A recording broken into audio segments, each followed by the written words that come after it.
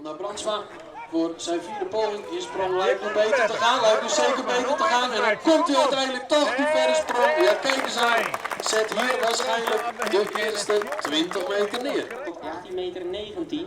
Hier is nog Jacco de Groot. Nou, de insprong is volgens mij goed. Ja, dit ziet er goed uit. Klimt hij door? Hij klimt door. Dit komt ver hoor. Ja, dit gaat gelijk zeker 8 vanaf. Ja. Maar goed, hè, je ziet wel, de insprong is laag, maar hij heeft hem. Hè, als hij graag weer die titel willen pakken. Ja, hier komt tevens Hopma en ook dit ziet er goed uit. Ja, komt hier ver voorbij de lijn van 19 meter. Een 20 zal het nog niet zijn. Maar dit is een goed begin van zijn wedstrijd hoor. Ja.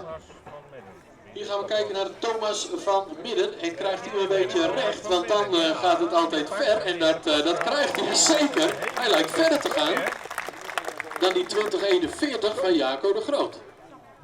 Kijk, dat scheelt dan weer, maar hij kan ver hoor, die rijdt hier overheen. Maar we moeten eerst even kijken of die ook in goede doen is vandaag. Nou, dit ziet er inderdaad wel goed uit, gaat nog wel ver uit de richting, maar ja, hier hebben we de eerste verre notering staan.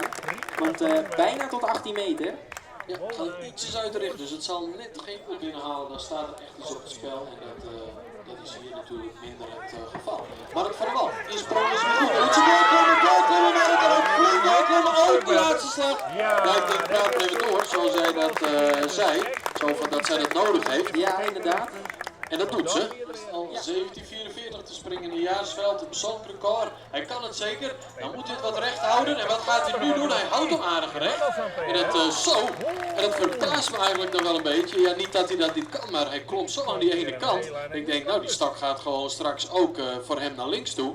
Ik denk, kom op, aan de andere kant. En ja, Femke die kan dat gewoon. Want als het een keer goed gaat, dan gaat ze ver. Dan gaat ze ver, dan gaat ze over de 16 meter. Ja, Femke, dat was hij al. Daar hebben we het over gehad. Dat gaat een keer gebeuren. Dat lijntje ligt op 17 helaas. Ja, dan is voorbij de 16 denk ik. Dit moet dan 16 meter zijn. Dan hebben we een schansrecord te pakken.